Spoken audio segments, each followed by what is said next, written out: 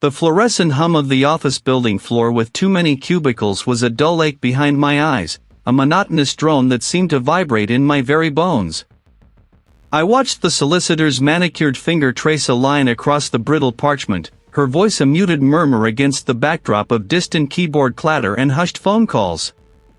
Each word she uttered regarding the estate, the legacy, the inheritance, felt like a grain of sand sifting through the hollow spaces inside me. My grief was a phantom limb, an amputation that still throbbed with a pain no balm could soothe. I was not merely signing papers, I was signing myself away from a life that had become too heavy, too silent. The air, recycled and stale, tasted of toner and forgotten ambitions. I longed for the bite of salt, the clean sweep of an open sky. My name is Blake. And I was determined to outrun the echoes. The journey was a blur of gray, a deliberate shedding of the world I knew. The train rattled me through landscapes that bled into one another, then a small, sturdy ferry cut a path through the slate-colored water, each wave a whispered farewell to the mainland. The air grew sharper with every nautical mile, biting with the tang of salt and something wilder, something untamed, a promise of raw elemental power. I leaned against the rusted railing, letting the wind tear at my hair, trying to feel anything beyond the persistent ache of absence, hoping the sheer force of the elements might scour the numbness from my soul. And then, it rose. A monolithic sentinel, stark against the bruised canvas of the sky. The lighthouse stood upon its craggy isle, a solitary spear of ancient stone thrust into the churning maw of the sea. It was precisely as described, desolate, ancient, commanding. No verdant slopes here, only a jagged spine of rock, perpetually lashed by the Atlantic's ceaseless fury. Mist, thin as a shroud, began to curl around its base, blurring the distinction between land and sea, between reality and the spectral. The ferryman, a man with a face weathered by sun and brine, eyed me with a curious mixture of pity and something else, a fleeting caution. Perhaps, as he helped me unload my sparse belongings onto the small, barnacle-encrusted jetty. "She's a lonely mistress," he grunted. His voice raspy as sandpaper, gesturing towards the tower. "Keeps her secrets close." He didn't wait for a reply, merely offered a curt nod before turning his vessel back towards the distant mainland. I was alone.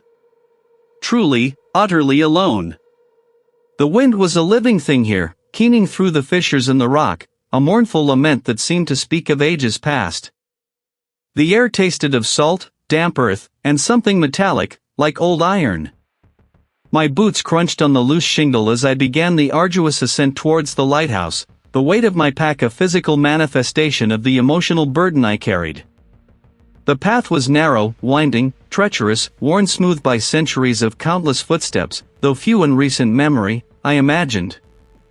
The lighthouse door was a slab of ancient oak, studded with rusted iron, groaning a protest as I pushed it inward. I stepped inside. The space was circular, cavernous, the walls a rough-hewn gray stone that seemed to absorb all light, even the weak sliver filtering through the narrow, unglazed slits high above. A spiral staircase, wrought iron, impossibly steep, coiled upwards into the gloom, its steps worn concave in the middle by generations of ascending and descending keepers. It felt less like an empty dwelling and more like the inside of a colossal, sleeping beast. The air itself seemed to hum with a latent energy. A sense of immense age pressed in on me, a weight not of stone, but of time, of countless solitary lives lived and lost within these walls. I ran my hand over a smooth, cool patch on the wall, and my fingers snagged on something. I leaned closer, straining my eyes in the meager light. It was an inscription, carved crudely into the stone, almost hidden by centuries of grime and salt spray.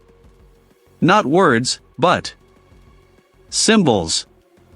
A series of deep, irregular gouges, arranged in a pattern that made no immediate sense, yet resonated with a primal unease. They were not geometric, not decorative, but organic, jagged, like the broken teeth of some colossal creature. The air in the chamber seemed to thicken, growing heavy and still, as if holding its breath, waiting for me to understand. This was not the quiet solitude I had envisioned, not the peaceful escape I had so desperately sought. The lighthouse was not merely a structure, it was a presence, watchful and ancient, waiting for someone to arrive, to awaken it. I had sailed not from my past, but directly into the heart of a new, inescapable nightmare. My name, Blake, felt foreign, echoing hollowly in the cavernous chambers of my mind. Loss, a relentless tide, had scoured me clean, leaving behind only the grit of grief. A remote, craggy isle, Mr. Blake, the solicitor's voice finally sharpened into focus, pulling me from the murky depths of my own sorrow. The deed is quite clear. Your great-uncle's last wish. The lighthouse. It's yours. A lighthouse. The word hung in the sterile air, a stark contrast to the polished chrome and synthetic fibers surrounding us. I imagined salt-laced wind, the relentless crash of waves, the stark solitude. It was an image that, even through the haze of my despair, sparked a flicker of something akin to hope. A place to outrun the ghost of my past, to paint the furious seascapes that now raged within me. The solicitor's words, uninhabited for decades, save for the occasional fisherman seeking shelter from a squall, sounded less like a warning and more like an invitation. My determination, a fragile reed in the storm, stiffened. I would go. The journey was a slow unraveling. Days blurred into a procession of asphalt and fading horizons, then the rhythmic chug of a ferry across slate-gray waters. The air grew sharp, tasting of brine and something wilder, ancient. Finally, the island emerged from the mist, a jagged tooth against the bruised sky. And there, perched precariously on its highest promontory, stood the lighthouse. A sentinel of weathered stone, stark and solitary, its lantern room a vacant eye staring out into the boundless expanse. The transfer from the small fishing boat, operated by a taciturn local, was a clumsy affair, my art supplies and meager belongings hauled onto the slippery, seaweed-slick rocks. As the boat pulled away, shrinking into a distant speck, a profound silence descended, broken only by the tireless roar of the surf and the mournful keen of the wind whipping around the tower. I was utterly, beautifully alone. The lighthouse itself was a monument to neglect. The iron door, rusted solid, groaned open with a sound like a dying beast when I finally forced it. Inside, the air was cold, damp, and heavy with the scent of salt, decay, and something else, a faint, earthy musk, like damp soil or forgotten things. Dust motes danced in the sparse shafts of light filtering through grimy windows, revealing winding, iron-rung stairs that spiraled upwards into the gloom. Each step I took echoed, a lonely percussion in the vast, empty space. That first night, the wind howled like a banshee, rattling the ancient panes in the lantern room where I'd chosen to make my temporary roost. The ocean, a ceaseless behemoth, crashed against the rocks below, its roar a constant, primal lullaby. Yet, sleep refused to claim me fully. My mind, still raw from grief, seemed preternaturally alert. It began subtly. It wasn't a word, not a decipherable sound, but an impression of sound, a faint, breathy presence that prickled the hairs on my arms. I sat up, straining my ears against the storm's din. Nothing. Only the wind's relentless shriek. I dismissed it as the tricks of an overactive imagination, a mind too long steeped in sorrow and now amplified by the profound isolation. It was gone before I could properly turn my head, a ripple in the fabric of the fading light. A trick of the eye, I told myself, the exhausted mind playing games. The old building settling. My dreams that night were not the usual maelstrom of regret and sorrow. Instead, they were fractured, unsettling vignettes. I woke with a gasp, the taste of salt on my tongue, my heart hammering a frantic drumbeat against my ribs. I strained, holding my breath, but they retreated, fading back into the atmospheric hum of the old tower. I lay there for a long time, listening, my senses stretched taut. Was it the weight of the past, the echoes of lives lived and lost within these very walls? Or was it something more? Something that had stirred from its slumber, drawn by the new presence within its ancient domain? And I, Blake, was now entirely within its gaze. The word, lighthouse, had settled upon me like a shroud woven from salt and fog. My gaze drifted past the solicitor, a man whose face was a study in practiced neutrality, to the window. Beyond the smudged glass, the city sprawled, a gray tapestry of concrete and glass, utterly devoid of the vast, indifferent expanse of the ocean I now craved with a desperate, aching thirst. All the necessary paperwork is here, the solicitor stated, his voice a low thrum against the backdrop of muted industry. He gestured to a large, unassuming cardboard box on the desk between us. It looked aged, its corners softened by time, bearing the faint aroma of dust and forgotten things. Along with some personal effects the previous owner left behind. Journals, logbooks. He was quite fastidious. A tremor, subtle as the shift of sand beneath a tide, ran through me. Fastidious. A word often used for those who clung to order in the face of chaos. My own life had been reduced to chaos, a shattered mosaic of what was. Perhaps, I thought, this desolate rock, this lonely beacon, could offer a new kind of order, or at least a different kind of chaos. I needed to outrun the echoes that pursued me, the phantom touch, the whisper of a name on the wind that was no longer there. The lighthouse, I decided, would be my refuge. My pen, when I finally took it, felt heavy, cold against my palm as I scrawled my name on the final line, sealing my fate. The solicitor, with a polite nod, left me to the box. The hum of the office seemed to intensify, wrapping around me like a low, persistent drone. I ran a hand over the rough cardboard, feeling the grain of forgotten paper beneath my fingertips. Inside, nestled beneath a layer of yellow tissue, lay a collection of bound volumes, leather-backed journals, canvas-covered logbooks, their spines cracked and faded. I pulled the first journal free. Its cover, once a deep, sea-worn blue, was now mottled with age, the gold-embossed title almost illegible, The Keeper's Vigil, 1927. The pages within were brittle, rustling like dry leaves as I opened it. The ink, a rich sepia, spoke of a hand long turned to dust. The initial entries were mundane, observations of weather, inventory, the rhythmic marking of ships passing in the fog. But then, a subtle shift. August 14, 1927. The fog clings like a hungry spirit tonight. Heard a peculiar sound from the depths, a low, resonant thrumming. Not the engine of any vessel I know. The light, for a moment, seemed to dim. My breath hitched. The mundane details had given way to something else, a sliver of unease. I flipped forward, the brittle pages shedding faint flakes of paper onto the polished desk. The entries grew more sparse, more frantic. The handwriting, once neat, began to fray at the edges, slanting wildly. September 3rd. It watches. I feel its gaze upon the tower. The ocean is not empty, not truly. There are things in the deep that stir when the moon is full, and the light calls to them. A shiver traced its path down my spine, despite the regulated temperature of the office. What kind of watch? What kind of gaze? This one dated from the mid-1950s. The entries began with a weary optimism, a man seeking solace just as I was. But soon, the familiar descent began.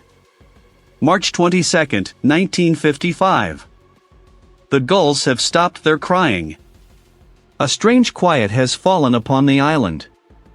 My own name. The thought was a claw, scratching at the smooth surface of my composure. I pictured the desolate crag, the endless, churning water, and the solitary figure within the tower, listening to the wind carry impossible messages. The next entry, scribbled in a hand that barely held its form, was almost illegible, April 7, 1955. It calls. The light feeds it. It hungers for the lost, for the grieving. I see them, sometimes, shimmering beneath the waves, their eyes wide and knowing. My vision blurred for a moment, the sterile office fading. The air in the office grew heavy, thick with the implied weight of unseen water. The words on the page weren't just ink, they were an echo, a warning. The final entry in that small, leather book was a single, stark line, barely distinguishable from a frantic scratch: "The light demands its due." Then, nothing. The keeper had simply ceased. Disappeared, the solicitor had said. No body. No trace. Just the empty, echoing tower in these desperate, frantic words. I closed the journal, the rough leather cool against my fingertips. It possessed a life, a will, a hunger. It was a lure, a trap. And I, in my blind grief, had just signed myself over to it. The solace I had desperately sought now seemed a cruel deception. I was determined to go, yes, but the purpose had shifted. It was no longer an escape, but a confrontation. The rough leather of the journal, cool against my fingertips, offered no comfort. Just the stark, chilling void of blank pages, a sudden, inexplicable cessation of words, mirroring the keeper's abrupt disappearance. No body. No trace. Only the echoing tower in those desperate, frantic scrawls that bled into nothingness. I set the journal aside, the silence of the lamp room amplifying the quiet hum of the mechanism, a sound that now seemed less mechanical and more like a low, resonant sigh. It was a presence, a weight. The air itself felt denser, clinging to my skin like wet canvas.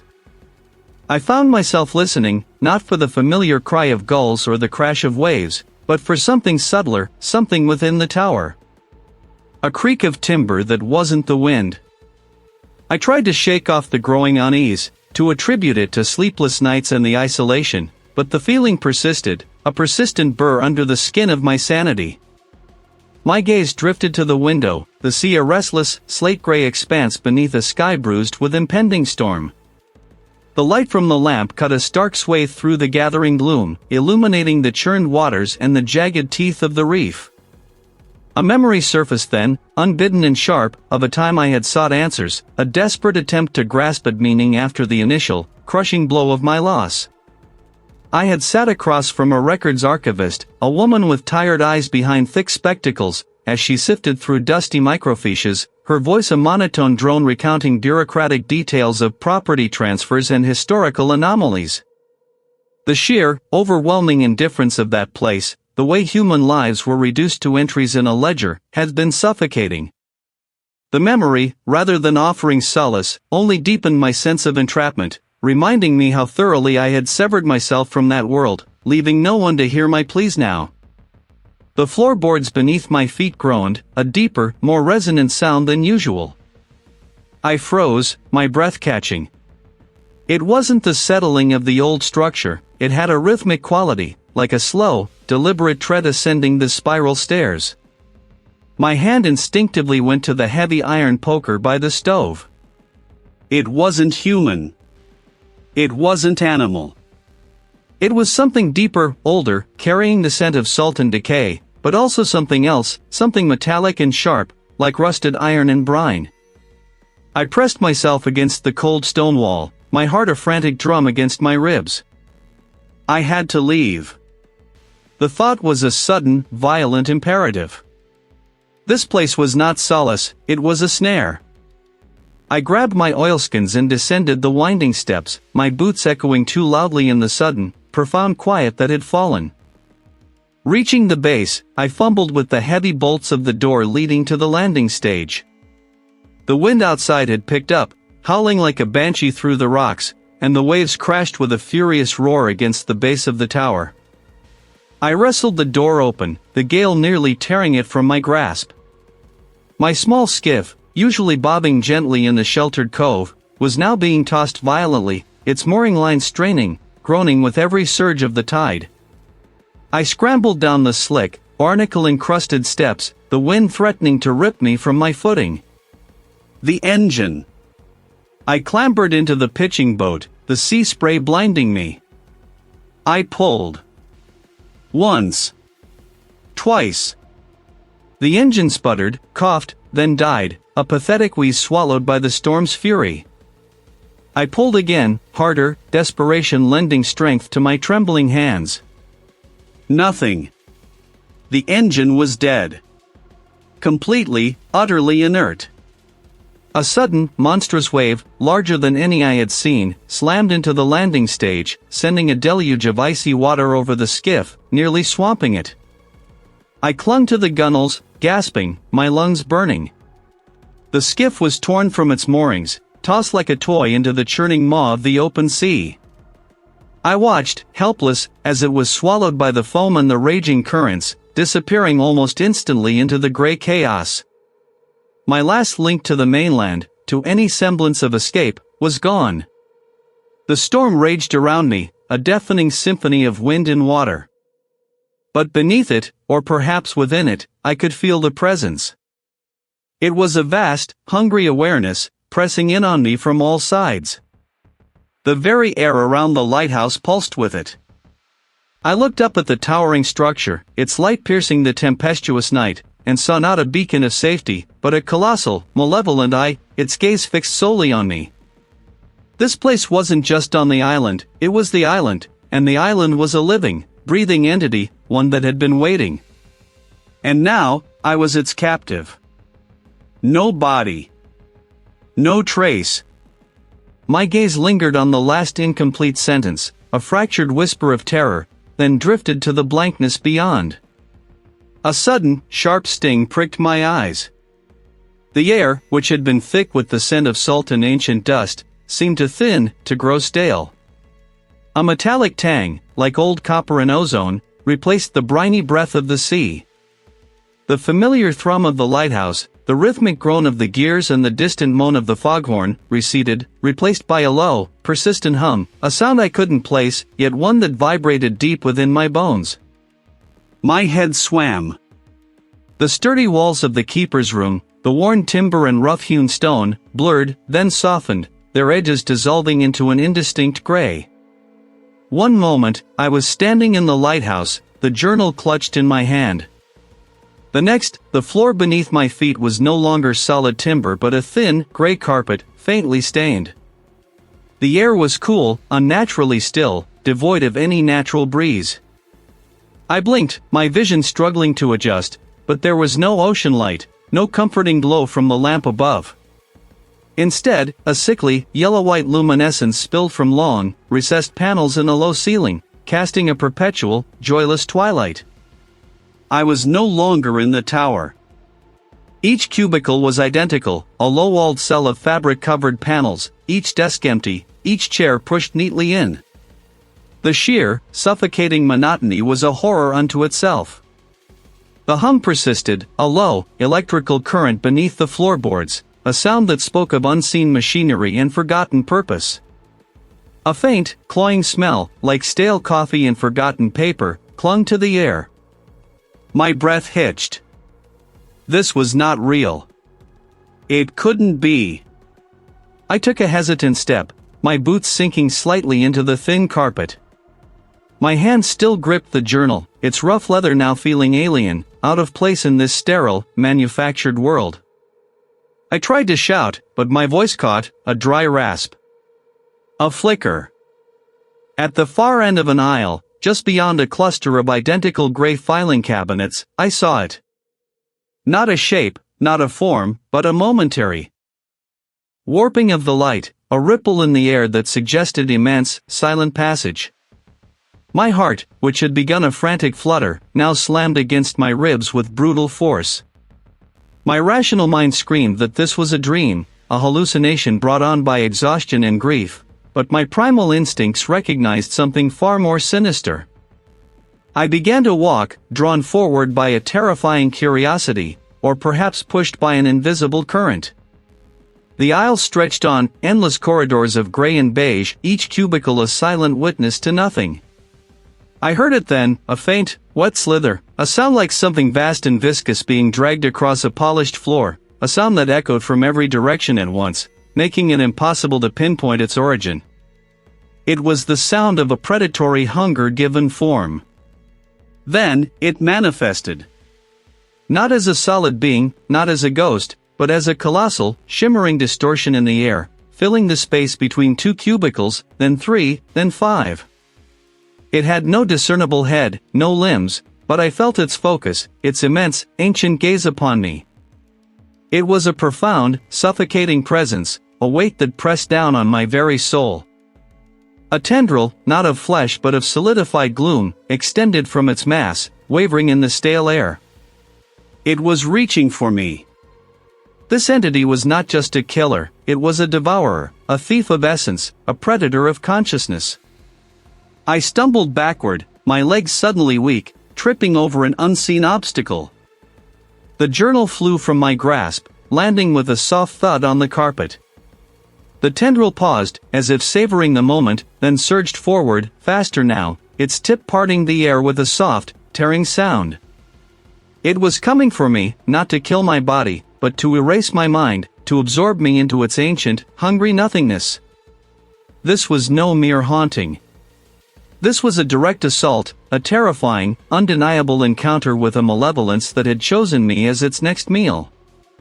The lighthouse, I realized with a sickening lurch, was not just a beacon, it was a lure, and I had sailed straight into its trap. No body. No trace. A cold dread, far more pervasive than the sea's chill, began to seep into my bones, a slow, viscous tide of terror. But beneath it, a brittle, defiant spark flickered. I would not vanish like the others. My first desperate strategy was crude, born of an animal instinct to escape. The dinghy. It was small, but sturdy enough for the short, perilous journey back to the mainland, if the sea allowed. I burst from the base of the lighthouse, the salty air whipping at my face, a brief, sharp baptism of freedom. The small vessel, usually tethered securely, now listed precariously, its rope chafed through, frayed ends dancing in the wind like mocking fingers. It was no accident, the cut was too clean, too precise, a surgical strike against my hope.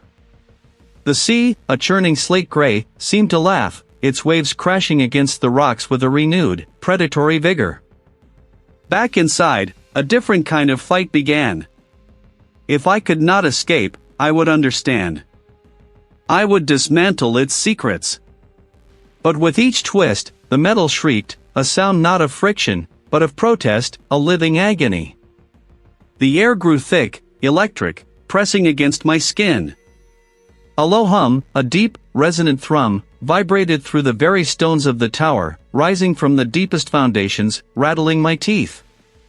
It was not the hum of machinery, but something ancient, a guttural purr of awakening power. The wrench slipped from my numb fingers, clattering to the concrete floor, a sound swallowed instantly by the deepening hum. The light died then, plunging the generator room into an absolute, suffocating blackness. I stood there, utterly blind, feeling the walls breathe around me. A sudden, jarring shift. The smell of salt and damp stone receded, replaced by the faint, stale tang of recycled air, of lukewarm coffee and ozone. The rough, uneven texture of the lighthouse wall beneath my palm smoothed into a cool, impersonal laminate. My hand, instead of reaching for a switch, rested on the cool, plastic keys of a keyboard. I was no longer in the lighthouse. Or rather, the lighthouse had become something else. I stood amidst a sprawling, anemic landscape of partitioned walls, a vast, soulless expanse. Each beige wall, identical to the next, rose to just above eye level, creating a labyrinth of monotony. My heart, which had thrummed with fear in the tower, now beat with a dull, aching resignation. This was a prison of a different sort, one I had known intimately, one that had slowly bled the color from my world. I saw myself, younger, seated at a workstation, hunched over a glowing screen, the light reflecting in eyes that held no spark. The endless spreadsheets, the meaningless reports, the slow, suffocating death of ambition. My hands, once deft with a brush, were now shackled to a mouse, clicking away the hours, the days, the years. The sea, the boundless horizon, the raw beauty I craved, seemed a forgotten dream, a ridiculous fantasy in this fluorescent purgatory. It was the entity, I realized with a shudder, feeding. Feeding on the bitter taste of regret, on the leaden weight of futility, on the memory of a life unlived, a dream abandoned. My despair, a potent, intoxicating draft. You merely exchanged one cage for another, larger, more desolate one. The walls of the cubicles seemed to press inward, the fluorescent hum growing into a throbbing headache. I felt a profound weariness settle over me, heavier than any physical exhaustion. Then, as suddenly as it had come, the vision frayed. The sharp corners of the cubicles blurred, softened, and stretched into the curving stone of the generator room. The buzzing hum faded, replaced by the distant, rhythmic roar of the waves. The stale air cleared, the tang of salt rushing back into my lungs. I was back, slumped against the cold metal of the defunct generator, my breath ragged, my skin slick with a cold sweat. And I, Blake, the artist who sought solace in solitude, was its captive, its sustenance. The fluorescent hum, once a dull drone, now shrieked, 1,000 tiny needles piercing the soft tissue behind my eyes. It wasn't just my past it was showing me, it was the inevitable future it promised, a slow, agonizing erosion of everything. My name, my memories, the very contours of my soul, I saw them flaking away like ancient paint under a relentless wind. Each cubicle, a sterile, gray box, now contained a flicker, a fleeting glimpse of a different life, a different loss, all converging into a singular, overwhelming current of despair. I was not alone in this spectral office. Faceless forms, hunched over non-existent keyboards, their movements slow and listless, populated the aisles. They were the husks, the emptied vessels, their grief meticulously siphoned away, leaving only the hollow echo of existence. A shudder ripped through me, not from cold, but from a deeper, colder understanding. This place, this endless, gray labyrinth, was a manifestation of its hunger, a processing plant for sorrow. The air, thick with the scent of stale paper and ozone, now carried a faint, metallic tang, like old blood mixed with dust. My gaze snagged on a monitor in the nearest cubicle. Its origin was not of flesh or spirit, but of the very fabric of despair itself, a parasitic consciousness that fed on the dissolution of being. It was the negative space around every tragedy, the ravenous maw that opened when hope died. Its beacon, meant to guide ships, was instead a hypnotic pulse, drawing those burdened by sorrow, those adrift in their own personal storms, towards its magnetic pole. The light, the very thing I had sought for solace, was a funnel, a conduit. It concentrated the raw, potent grief of souls, like mine, into a digestible essence for the entity below. My profound, bottomless grief for my lost love. It was not a random misfortune that had led me here. It was a beacon, a siren song for the entity. My raw, unhealed wound, my desperate yearning for escape, had painted a target on my back. The erosion I had felt earlier was not merely a vision, it was the beginning of my consumption, a slow, methodical draining of my spirit, my memories, until only an empty shell remained, another faceless form in this endless office of the damned. The cubicle walls began to crack, thin fissures spreading like spider webs across the drab surfaces.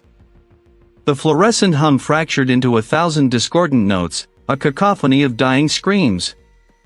The stale air grew heavy, suffocating. I lunged, a desperate, animalistic urge for escape seizing me. My lungs seized, pulling in air thick with salt and mildew, not the sterile dust of the phantom office. I was back, truly back, sprawled in the main circular room, the metallic tang of the entity's presence still clinging to my tongue. The truth, stark and horrifying, had settled within me, heavy as a burial shroud. It wasn't a ghost I was fighting, or a monster with teeth and claws. It was a deeper, more insidious horror, a fundamental predator of the soul. It fed on the very essence of human despair, and the lighthouse was its elaborate, beautiful fishing net. I was not a victim to be processed. My grief, the very bait that had drawn me here, would now be my weapon. I pushed myself to my feet, my muscles screaming in protest, but a new, fierce energy coursed through my veins. I knew now where I had to go. Not away, but deeper. The lamp room. I would meet it there, where the false light spun its deadly enchantment. I would confront the thing that sought to erase me, and I would fight for every stolen memory, every fragment of my soul. My vision swam, the harsh, unforgiving light bleaching the world to a sickening, sterile white. Each breath was a shallow gasp, a desperate fight against the crushing pressure that threatened to collapse my chest. The air itself felt thick, not with the briny tang of the sea, but with the stale, metallic tang of ozone and fear. I knew this place, or a twisted echo of it. This was the antithesis of the vast, open ocean, the very cage designed to break a spirit that longed for horizons.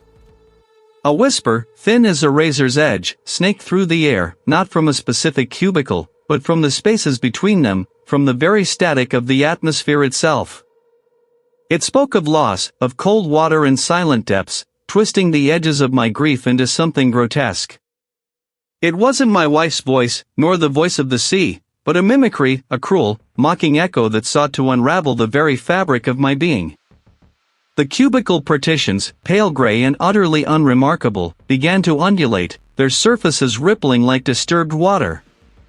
The plastic plants on a nearby desk seemed to writhe, their artificial leaves curling inward as if in pain.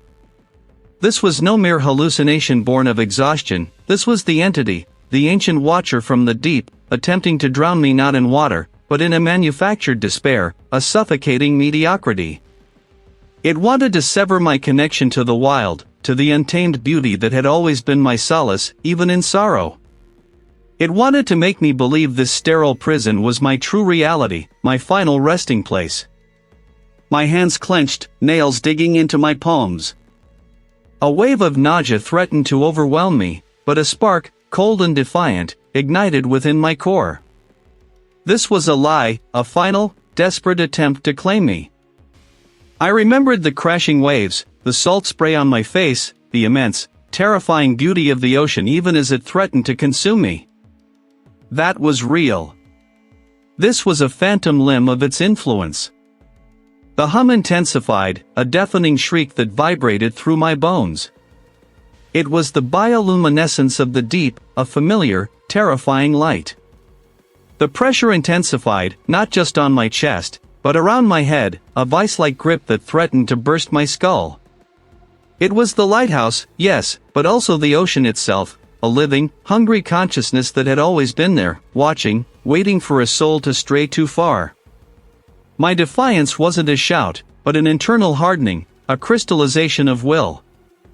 I closed my eyes, not to hide, but to focus, to pull back from the encroaching illusion. I pictured the lighthouse as I first saw it. Stark, magnificent, a sentinel against the raging sea. Then, I pictured my easel, my brushes, the vibrant colors of my palette. I remembered the feeling of paint on canvas, the act of creation, of imposing my vision onto the world. This was my anchor, my truth. I would not allow my grief to be twisted into a weapon against me. My loss was mine, sacred and painful, but it would not be the gateway for this thing. I pushed back, not with physical force, but with the raw, untamed essence of my own mind. The shimmering blue light flickered, stuttered, then began to dim. The pressure eased, a slow, agonizing release that left me gasping, dizzy. The distorted reflection vanished. The cubicle walls, still gray, still unremarkable, solidified once more. The air thinned, losing its metallic bite. I opened my eyes slowly, the world still swaying. The fluorescent lights still hummed, but it was the dull drone I remembered, not the shrieking needles. The walls were solid, concrete, unchanging. A colleague, the one who had urged me to take time off after the incident, was looking at me from across a desk, a worried frown etched on their face. "Blake," they asked, their voice hushed, concerned. "Are you all right?" You just zoned out for a moment. A moment. It had felt like an eternity, a lifetime spent battling a phantom made real. My body ached as if I'd run a marathon.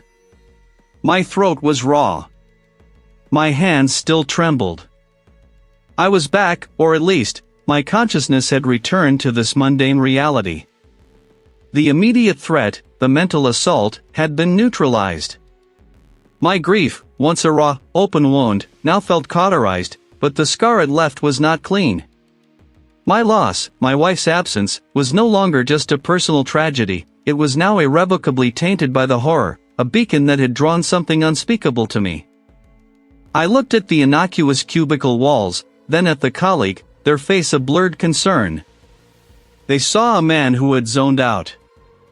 It had merely retreated, like the tide, pulling back into the fathomless depths, waiting for another moment of vulnerability, another soul to stray.